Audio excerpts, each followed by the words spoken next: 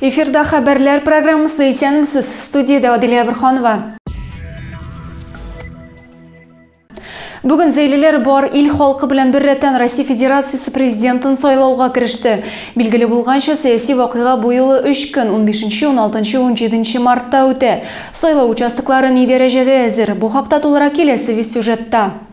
Билгеле булганча 15 марттан 17-сенә кадәр Россия президентын сайлыйбыз. Районда 61 сайлау участогы эшли. Тавыш бирү шәһәрдә 20, авыл җирлекләрендә 41 сайлау участогында барачак. Аларның һәрберсе тиешле куркынычсызлык чаралары белән тәэмин ителгән. Һәр сайлаучыга уңайлы тавыш бирү шартлары булдырылган. На сегодняшний день в Заинском муниципальном районе функционирует 61 участок.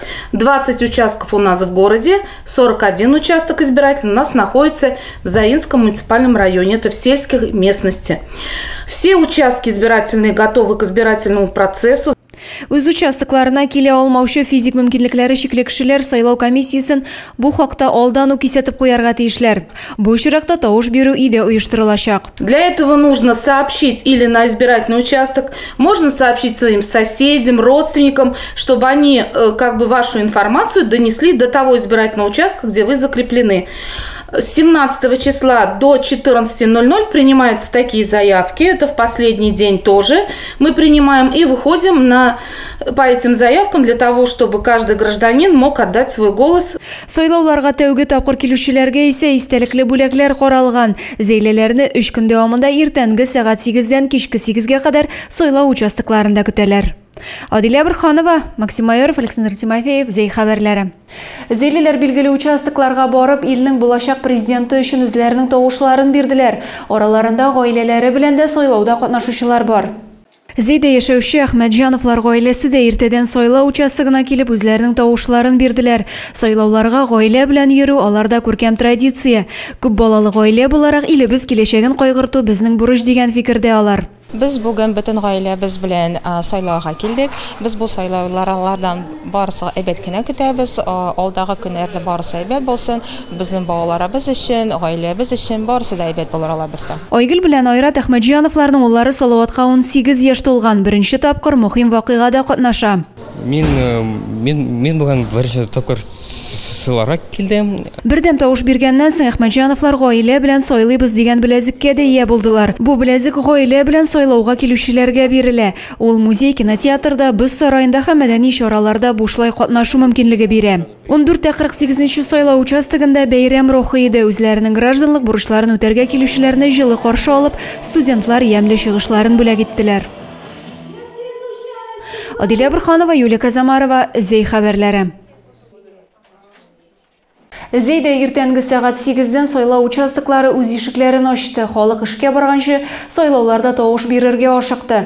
Шәһәрнең 14-46 номерлы сайлау участогы эшчәнлеге белән безнең төшерү төркемендә танышып кайтты.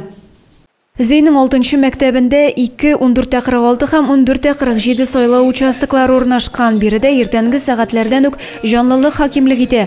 Халык ашыга-ашыга сайлауларга килә. Бер участокта барсы меңнән артык зәйле үз тавышын бирәчәк. Безнең участок сәгать иртәнге 8-дә ачылды. Ул бик матур ачылды. Рус гимны һәм Татарстан гимны безнең яңгырады участокта. Һәм безгә бик шатлыклы булды. Сәгать 8-дә бик күп сайлаучылар соны булды. Сайлау участогы тиешле куркынычсызлык чаралары белән тәэмин ителгән. Һәр сайлаучыга уңайлы тавыш бирү шартлары булдырылган. Күп еллар эчке эшләр бүлегендә хезмәт куйган Алексей Фролов тормыш иптәше белән иртәдән сайлауларда катнаша. Сайлауларда да актив катнашкан кеше инде без. Аннан соң Горбачев, Ельцин вакытындагы илнең таралган вакытларында яшәгән кеше. Бүгенге көнне мына шул таралган илне үз кулына алып,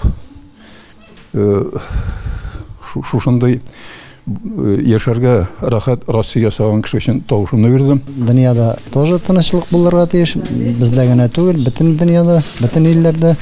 Шуның өчен менә без үзебезнең президентка бу хәзер менә булачак президент инде мин сарада әйтәм, мин голосовать иттем. Участокта тәүге тапкыр үзләренең гражданлык бурычларын үтәүчеләрне, шулай ук гаиләләре белән сайларга килүчеләрне көтәләр. Илебез президентын сайлау 3 көн дәвам итәчәк. Махсус харби операция башланган көннән алып зәйлеләр гуманитар ярдәм җыюда зур активлык күрсәтә. Харауыл җирлегендә шәһәрдә бу уңайдан төрле ярдәм чаралары әзерләнә. Буржуйка мишләре, окоп шәмнәре ясыйлар, коры-ашлар, тыкмаш, чәкчәкләр пешерәләр. Түбән Биш авылы халкы мәдәният йортында маскировка шелтәре үрә. Бу хакта тулырак киләсе видео язмада. Изге теләкләрен әйтеп, әле тагын эчендә кирәк яраклар калдырып әзер булган маскировка шелтәрен төрәләр. Аннары чираттагысына күчәләр. Менә айдан артык Түбән Бишнең изге күңелле хатын-кызлары хәрбиләр өчен шелтәр үрә.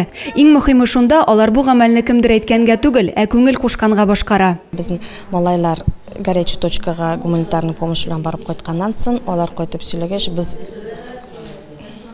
ныгракта теләгебез туды дип әйтимме.